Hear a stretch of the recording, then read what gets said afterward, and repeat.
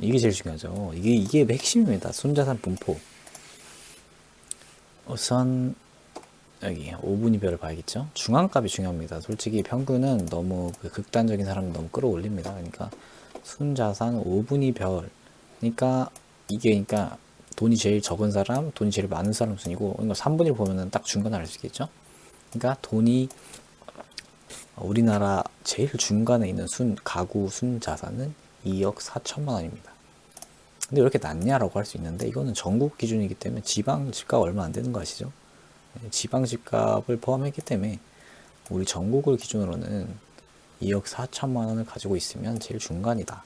그리고 상위 1분위 20, 40, 60, 80, 100으로 했을 때 상위 20% 이내는 10억, 하위 20%는 1,300만 원을 가지고 있으면 되고, 소득 분위별의 중앙값은 소득이 제일 낮은 사람은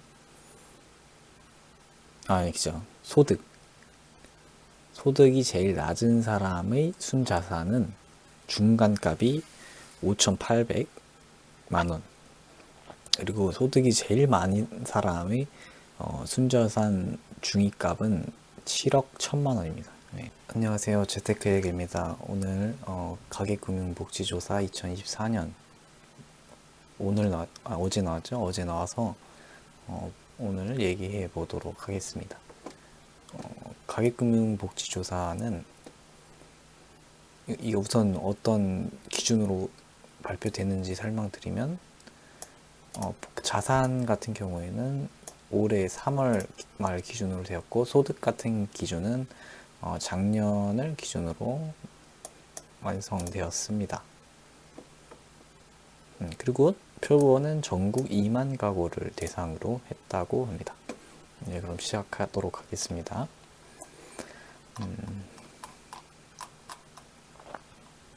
우선 놀랍게도 전체적으로 보면은 이게 올해 자산 같은 경우에는 올해 3월이죠. 올해 3월을 기준으로 했는데, 놀랍게도가 아니죠. 3월이니까 집값이 올랐었죠. 작년 6월쯤에 집값이 저점을 찍고 올해 3월, 올해 중순까지 쭉 오르다가 이제 정부의 대출 규제로 계속 뒤지부진하게 플랫하게 가고 있는 형태죠. 그러니까 당연히 자산은 올랐고요. 부채는 오히려 감소했습니다.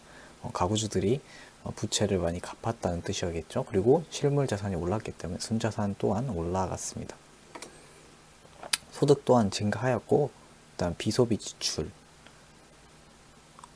또 세금, 당연히 소득이 늘었으니까 세금도 많이 떼가겠죠. 그리고 진위 개수는 놀랍게도 줄어들었습니다. 불평등이 완화되었다는 뜻이죠. 이게 어찌된 일인지 한번 보도록 하겠습니다. 좀 의미 있는 것만 빠르게 보자면, 전체 가구의 56%가 3억 원 미만의 순자산을 보유하고 있고, 상위 10%만이 10억 원 이상을 가지고 있습니다. 네. 절반 좀 넘게가 55% 정도가 3억 원 미만을 가지고 있다는 것이죠. 가구가 그런 3억 원 정도 가지고 있으면 그래도 상위 55% 안에 든다라고 볼 수 있을 것 같아요. 55% 위에, 그러니까 상위 45% 정도 든다라고 말씀드릴 수 있을 것 같습니다. 그리고 좀 재밌는 것만 좀 빠르게 보자면, 그리고 금융투자 시에 예금을 선호한다고 합니다. 저는 금융투자가 금융투자가 이번에 좀 증가했거든요. 저축과 금융자산 투자가 증가하였다. 그래가지고 저는 금융자산에서 주식인 줄 알았거든요. 주식이 아니라 예금이 증가했습니다. 네. 그래서 우리나라 사람들은 아직 예금을 좋아한다, 주식보다는. 그리고 재밌는 것만 빠르게 보자면, 1년은 거주 지역의 주택 가격 전망. 물론 이게 여기에 전국이다 보니까 뭐 지방도 포함되어 있습니다. 근데 어쨌든 간에 오히려 그러니까 지방까지 포함되어 있으니까 조금 안 좋게 나오지 않았을까 생각을 했는데, 46%가 변화가 없을 것이, 거의 절반이 변화가 없을 것이다 라고 예측을 했고, 상승할 것이다가 17%, 하락할 것이다가 14%가 나왔는데 지방까지 포함된 경우를 생각하면 상당히 사람들이 집값 변화에 대해서 긍정적으로 보고 있다라고 볼 수 있을 것 같습니다. 네, 긍정적으로 보고 있다.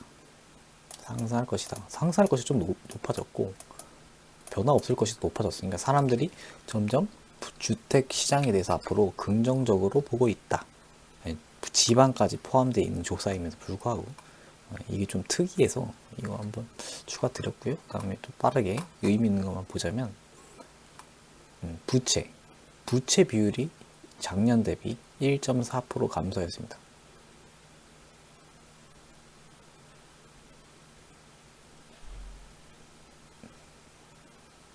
근데 보유 가구 부채 보유 가구의 비율은 감소했는데 부채를 들고 있는 사람의 보유액은 작년에 비해서 1.6% 증가했다고 하네요. 금융부채 중 주택담보대출이 증가하고 신용대출은 감소했다. 집 살라고 하다 보니까 는 것 같은데 저 비율은 줄었는데 대출을 받은 사람은 대출이 늘어났습니다. 근데 그게 이제 주택담보대출이 있다. 신용대출은 줄고 집을 살려고 하다 보니까 대출이 는 것 같습니다. 근데 어쨌든 보유 비율은 줄었다.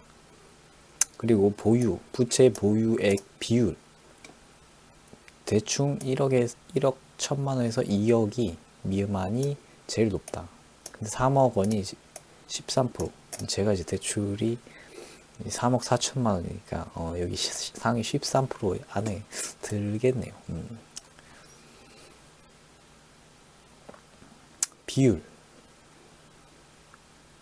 소득 5분위 부채 보유액 비율 1분위가 제일 소득이 적은 거고 5분위가 높은 거거든요. 그러니까 소득 제일 높은 사람의 대출 보유액이 2억 500만 원 정도 된다. 제가 대출이 3억 4천이니까 좀 많은 편이긴 하네요. 대출액을 좀 줄여긴 해야 될 것 같습니다. 먼저 빠르게 의미 있는 것만 보자면 원리금 상환이 생계에 부담을 주는 정도.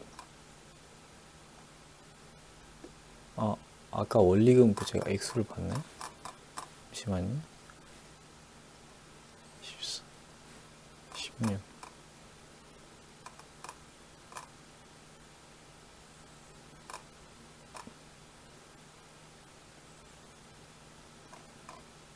이게 아닌가?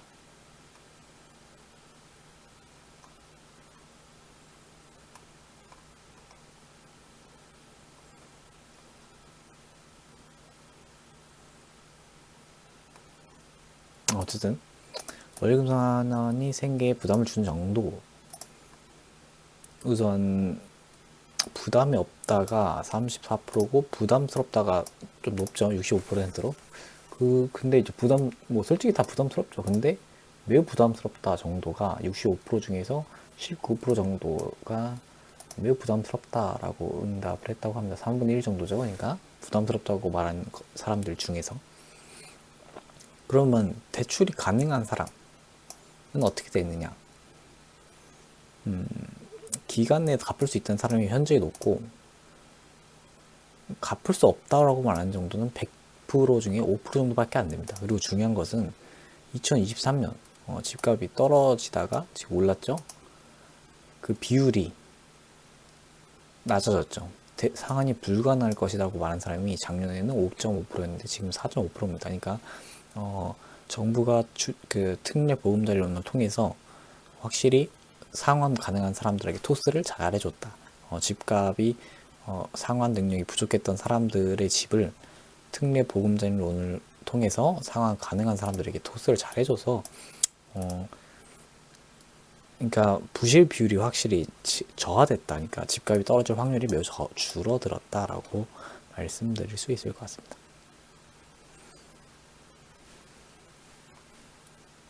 그렇게 됐고요. 또 쭉 내려서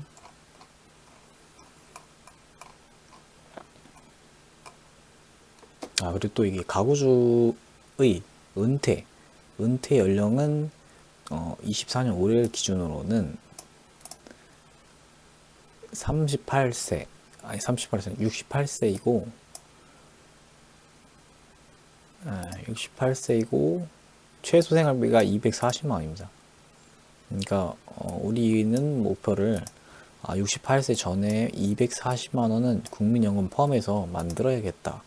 라고, 가구니까 이제 배우자 포함이죠. 그러니까 1인당 120 정도는 만들어야 된다. 제가 지금 65세 때부터 170, 180 정도 국민연금 나오니까 이제 1인분 했는데 뭐 배우자는 어떻게 될지 모르겠네요. 그렇게 하면 될 것 같고요. 또 쭉 내려서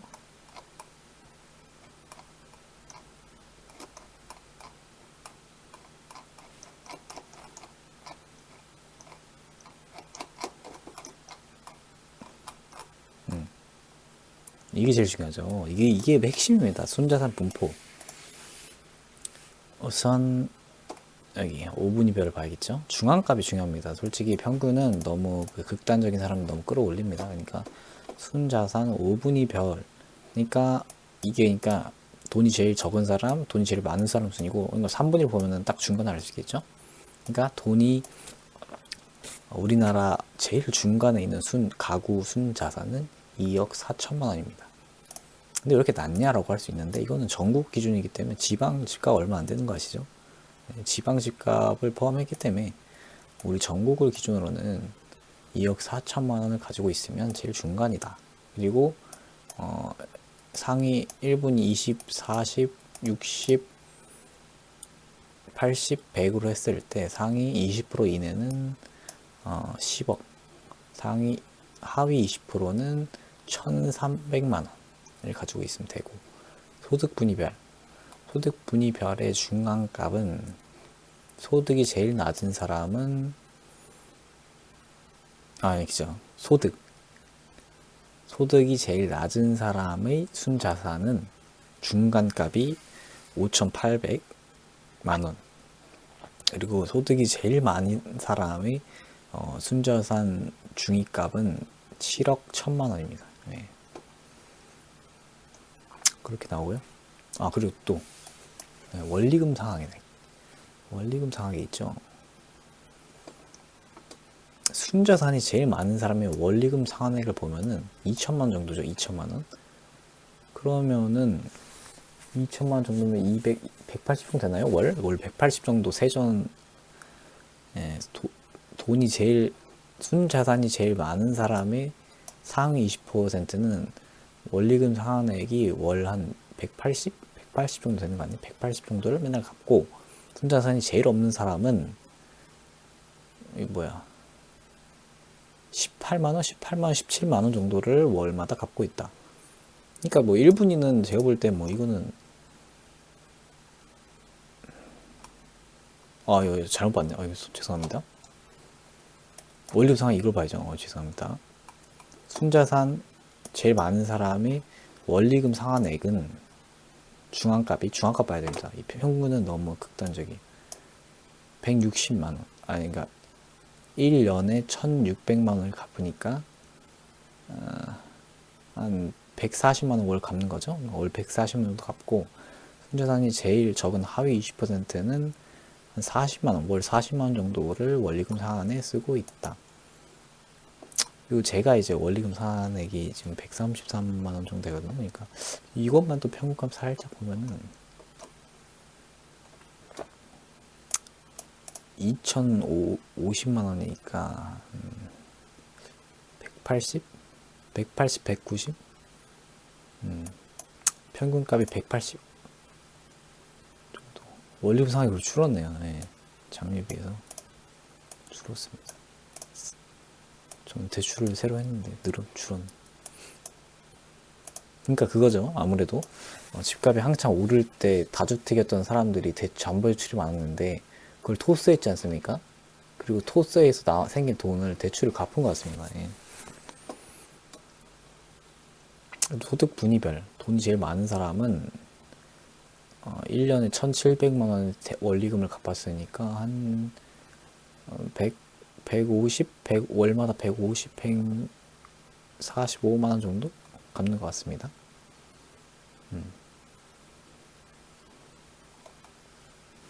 그리고 가구소득. 소득이 제일 적은 사람의 가구소득 중앙값은 1,400만 원. 야, 이 1,400만 원으로 가구소득이니까 이거 어떻게 먹고 사는 거죠? 이 1년에 세전인데 심지어 그 이슬 먹고 사나요? 이건 100만 원 벌어서 20%가 어떻게 20%가 좀 심각하네요. 사람이 20%가 놀고 있다는 거예요? 놀지는 않으니까 버는 건데 어쨌든 상위 20%는 1억 4천만 원. 그러니까 가구기 때문에 1인당 7천만 원 정도. 그렇네. 이거는 하위 20%는 둘이서 버는데 1,400만 원, 1,500이라 치면 700. 1년에 세전으로 1인당 750만 원 벌고 있습니다. 1년에 세전으로 750만 원이면 이거 뭐하고 사는 거죠? 심각합니다. 그리고 여기서 좀 희망이 보이는 게 순자산 5분위. 순자산 제일 많은 상위 20%가 가구 소득으로는 1억 1천만 원. 그러니까 한 5천에서 6천 정도 1인당으로 했을 때는 밖에 안 되거든요. 그러니까 생각보다 순자산이 많은 사람의 소득이 높은 건 아닙니다. 그러니까 이거는 제가 볼 때 왜 그렇냐? 우리나라가 이제 급격한 성장을 통해서 서울 집값이 엄청 올랐지 않습니까? 그래서 근데 그 사람들의 대부분의 소득은 실질적으로 그러니까 순자산은 많은데 실질적인 소득은 높지 않다라고 볼 수 있을 것 같습니다. 그리고 이것만 보면 됩니다. 순자산 분위별 경계값. 그럼 이게 딱딱 나온단 말이에요. 예. 24년만 보면은 딱 하위 10% 그러면은 하위 10%의 순자산 중앙값은 1,300만 원, 그리고 하위 20%는 하위 20%는 5,100만 원, 그리고 하위 30%는 1억, 하위 40%는 1억 6천, 딱 중간 50%는 2억 4천 가구 기준으로, 60%는 3억 2천, 70%는 4억 5천, 80%는 6억 6천, 90%는 10억 4천만 원 나와 있거든요. 그래서 중앙값 우리나라에서 2억 4천 정도 들고 있으면 가구 기준으로 딱 중간이고 1인당으로 하면 1억 2천 정도 되겠죠. 그리고 제가 지금 순자산이 2억 2천인데 1인당으로 하면은 그래도 1인당으로 계산을 하니까 가구로 하면 곱하기 1 해야겠죠. 그러면 4억 4천. 그러면 지금 제 위치는 한 60%에서 70% 사이 정도 되겠네. 이제 뚜둑 가서 증감률. 이게 순자산 추이거든요. 쭉 이렇게 드는데 이건 뭐 중요하지 않고 이 추이가 이 비율, 증감률이 중요하죠. 전 이걸 보고 느꼈거든요, 진짜. 21년, 22년 이때만 보이나요, 혹시? 아, 진짜 이 10의 자리가 말이 됩니까? 다 1의 자리인데 지금 딱 이때만 10의 자리에 10의 자리. 그러니까 이때 진짜 제가 부동산 투자를 좀 취업을 일찍 하고 했으면 인생을 바꿀 수 있을 텐데 진짜 너무 아쉽습니다. 이 문재인이 씨부리 나 너무 부럽네요. 재집권 하면 안 되나?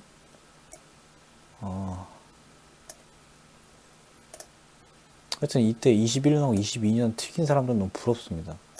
이 20년, 10년이라는 세월 동안 두 자릿수 이 증감률은 있을 수 없습니다, 진짜. 이때 감해줬던 사람은 뭐가 되나요? 어쨌든.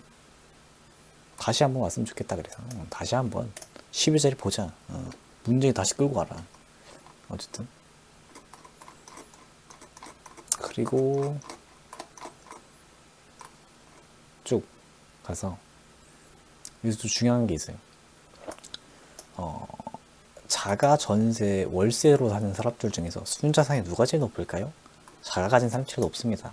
그러니까 당연히 자가를 사야 된다. 예. 그 다음에 전세를 가진 사람이 순자산이 좀 높고, 그다음 월세 사는, 근데 이건 좀 특이한 게, 원래 월세 사는 사람, 그러니까 이제 뭐라 그러지? 전세 사는 사람들보다 사실 전세 살 돈을 월세에 살면서 또 금융 투자를 하면 나쁘지 않을 수는 있긴 한데, 뭐 어쨌든 여기 상으로는 자가 사는 사람이 순자산이 제일 높고, 그 다음에 전세, 그 다음에 월세다 라고 볼 수 있을 것 같습니다. 아, 그리고 진위계수 있는데, 만지방으로 진위계수 하면은, 진위계수, 아까 진위계수가 낮아졌죠, 작년에 비해서. 그러니까 불평등이 완화되었던 겁니다. 근데 그거 어떻게 가능할까요? 지금 뭐 중소기업과 대기업의 격차가 엄청난데, 소득 격차가. 근데 그게 어떻게 가능했냐?